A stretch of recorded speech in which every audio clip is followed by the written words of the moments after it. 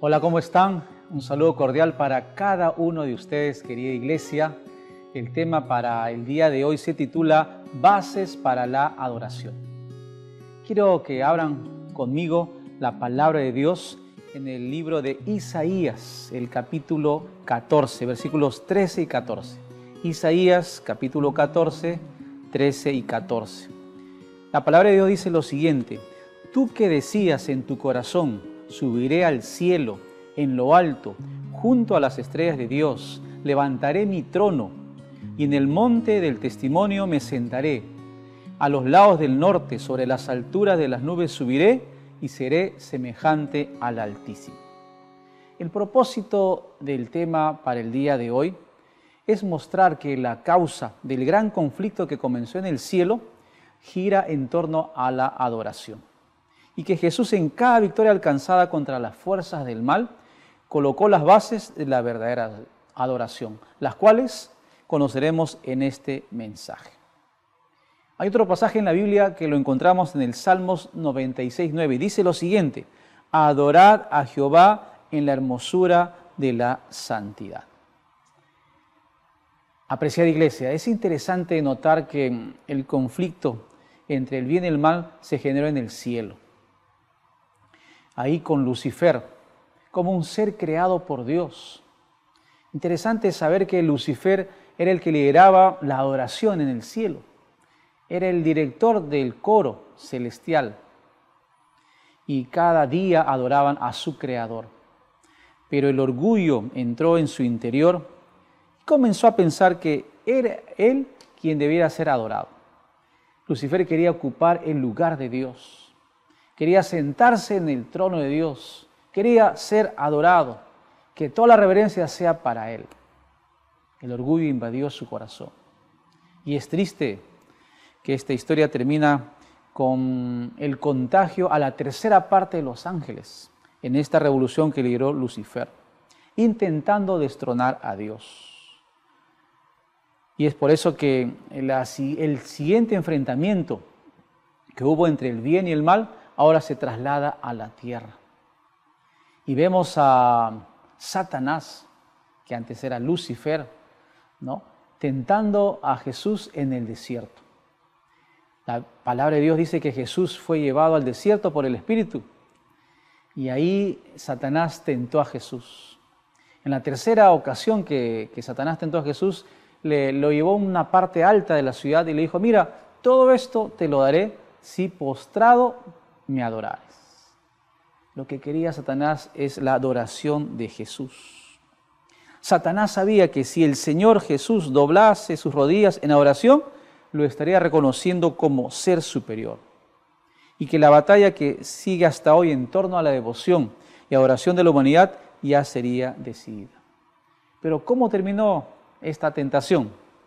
Con un rotundo: vete, Satanás, porque escrito está: al Señor tu Dios adorarás y a Él solo servirás. Jesús venció a Satanás, Dios venció a Satanás nuevamente. Pero todo giraba en torno a la oración. Tanto en el cielo, Satanás quería ser adorado, y ahora en la tierra, Satanás quería ser adorado. Pero en la palabra de Dios encontramos que solo Dios debe ser adorado. Y vamos a ver por qué razones. La primera razón es porque Él es santo. Y porque Él nos creó y nos redimió. Dos motivos. Primeramente, porque Él es santo y porque nos creó y nos redimió. Veamos ahora la santidad de Dios, ¿no? Vamos a buscar en Isaías capítulo 6. Y aquí encontramos que hay una visión que el profeta Isaías contempla a Dios en toda su santidad y gloria. La santidad de Dios impresionó al profeta más que esto y marcó indeleblemente su vida y su ministerio profético. ¿Qué es ser santo entonces, queridos hermanos, querida iglesia? Ser santo es ser separado, ¿no? Aplicado a Dios indica que Él fue separado del mundo pecaminoso. Encontramos en el Salmo 115, versículos 5 al 7, en relación a los dioses que tenían otros pueblos, ¿no?, que no era Israel, dice lo siguiente: tienen boca, mas no habla; tienen ojos, mas no ven; orejas tienen, mas no oyen; tienen narices, mas no huelen; Manos tienen, mas no palpan. Tienen pies, mas no andan, no hablan con su garganta. Todos los pueblos paganos de ese tiempo tenían otros dioses. Dioses de barro, dioses de acera, dioses de madera. Pero el único Dios que merece toda adoración es el Dios del cielo, el Dios creador. Y eso está registrado ahí en la palabra de Dios, ¿no? ¿Cuál es el primer pedido que encontramos también en la Biblia en cuanto a la oración? Ustedes recuerdan, en los evangelios se menciona cuando los discípulos se acercaron a Jesús y le dijeron: Señor, Maestro, enséñanos a orar. ¿Cuál fue la respuesta de Jesús? Jesús les dijo: ustedes pues oraréis así. Y empezó la oración: Padre nuestro que estás en los cielos, santificado sea tu nombre. Entonces, Dios es santo. Se menciona en la Biblia en muchos aspectos. 1 Pedro 1, 15 y 6 también dice: sed santos como yo soy santo. Entonces, qué hermoso es saber que Dios es santo y Dios es un Dios omnipresente. Está con nosotros. Qué maravilloso, querida iglesia, es saber que la presencia de Dios hace de un lugar santo. La presencia de Dios hace que las cosas sean santas. La presencia de Dios hace que el sábado sea santo. La presencia de Dios hace que el diezmo y las ofrendas también sean santos. Y la presencia de Dios hace a las personas santas. Nosotros estamos en ese camino de lograr la santidad, pero reconociendo a nuestro Dios creador del universo como un Dios santo. Por otro lado, el segundo motivo es que fuimos creados y fuimos redimidos. Yo les invito a abrir ahora la palabra de Dios en el capítulo 1 del Génesis. Génesis capítulo 1, versículo 26. Dice así, voy a leerlo. Entonces dijo Dios: hagamos al hombre a nuestra imagen, conforme a nuestra semejanza, y señoree en los peces del mar, en las aves de los cielos, en las bestias, en toda la tierra y en todo animal que se arrastra sobre la tierra. Aquí vemos que Dios creó al hombre a su imagen y semejanza. Y como nos creó, nosotros debemos adorar a nuestro Creador. Eso es algo natural, es algo placentero y espontáneo. La oración siempre es rendida por alguien inferior a otro superior. Dios nos creó, nosotros somos sus hijos, nosotros le adoramos. Y no por obligación, porque Dios no necesita de nuestra oración para sobrevivir, sino lo hacemos por amor. Como Él nos ama, nosotros retribuimos ese grande amor que Dios tiene con nosotros y lo adoramos. Somos sus criaturas, somos creados por Él y Dios merece toda nuestra adoración. El deber de adorar a Dios estriba en el hecho de que Él es nuestro creador y que a Él todos los demás seres deben su existencia.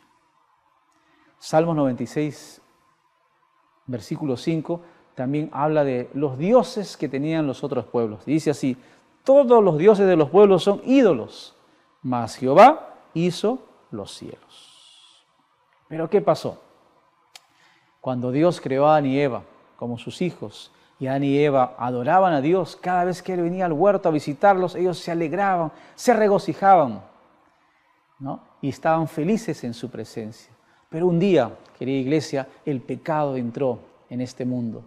Satanás tentó a Eva y a Adán, y ahí creó una brecha, ¿no? Dice la historia que Satanás le dijo a la mujer: no moriréis, sino que sabe Dios que el día que comáis de él serán abiertos vuestros ojos y seréis como Dios, sabiendo el bien y el mal. Esto está registrado en Génesis capítulo 3, versículos 4 y 5. Interesante, seréis como Dios. Ese mismo deseo que tuvo Lucifer, ahora Satanás, en el cielo, de ser como Dios, ahora lo trasladó a la familia humana, en este caso a Eva y luego a Adán, ¿no? Querer ser igual a Dios. Eva dejó de dar valor supremo a Dios, dejó de pensar en cómo agradar a Dios para satisfacer sus deseos, ¿no? Y ahí se creó una frase, ¿no?, establecida por Adán para la raza humana. Adán trajo a la existencia una raza cuyo lema es: hágase mi voluntad y no la tuya, Señor. Qué triste que antes Dios venía al huerto y Adán y Eva se gozaban en su presencia. Ahora cuando Dios vino al huerto y preguntó a Adán, Eva, ¿dónde están? ¿No? ¿Y qué contestó Adán? Oí tu voz en el huerto y tuve miedo porque estaba desnudo y me escondí. ¿Cómo es posible que los hijos de Dios ahora le tengan miedo al Dios que los ama, al Dios que los creó? El pecado trajo como consecuencia ese temor, ese miedo, ¿no? Ese quebrantamiento de la relación entre el ser humano y su Creador.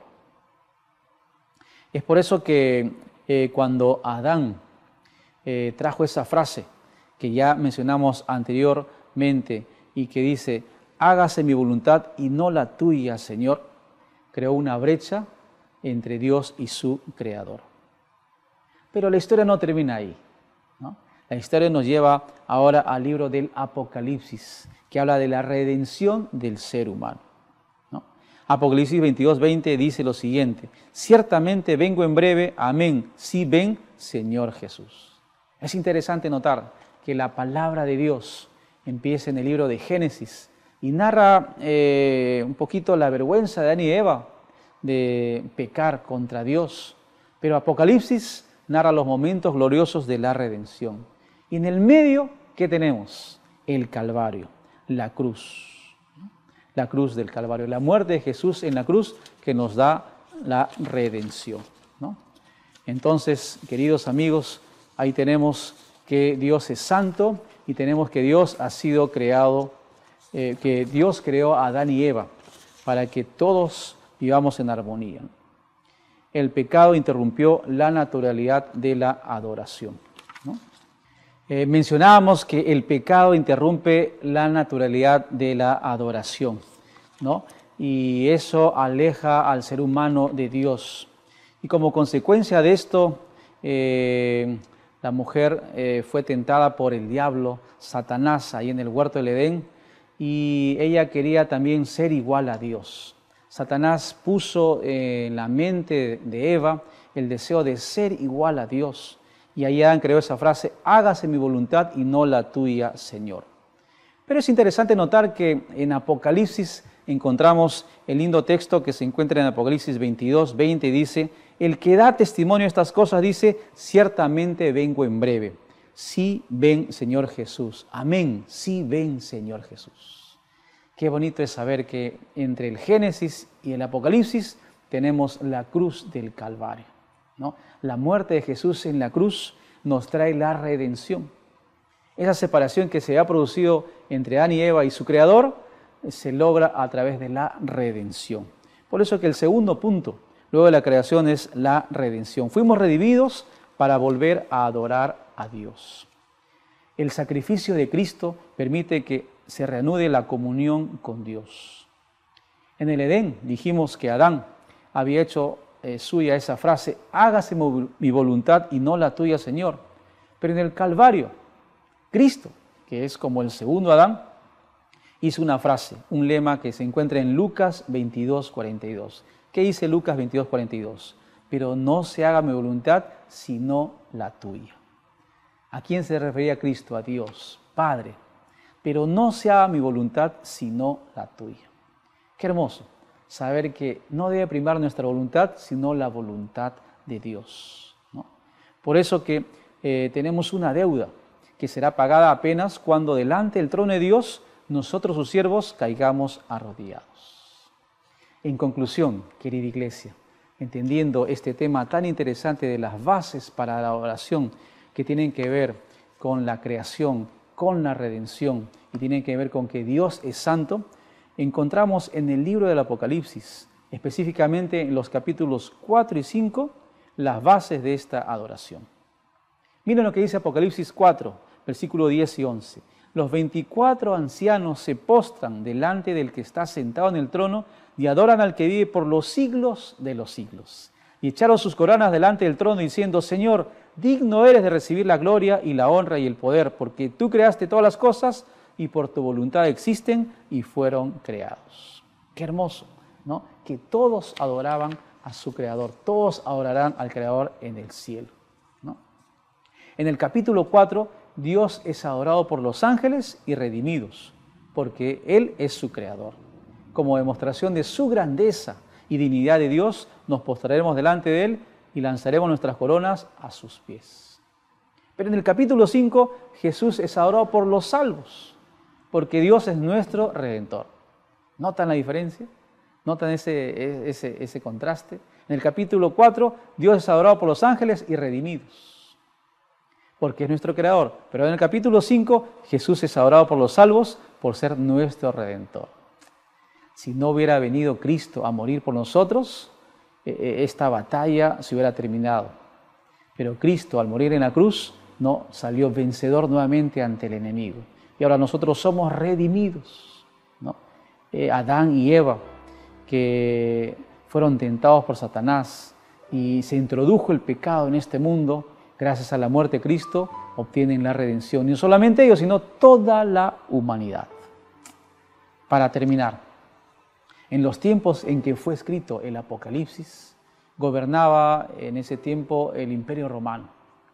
Y cada vez que el Imperio Romano conquistaba con su ejército poderoso otras naciones, otros reinos, cuenta la historia que traían al rey hasta Roma y lo obligaban a arrodillarse, lo obligaban a postrarse delante del emperador, el César.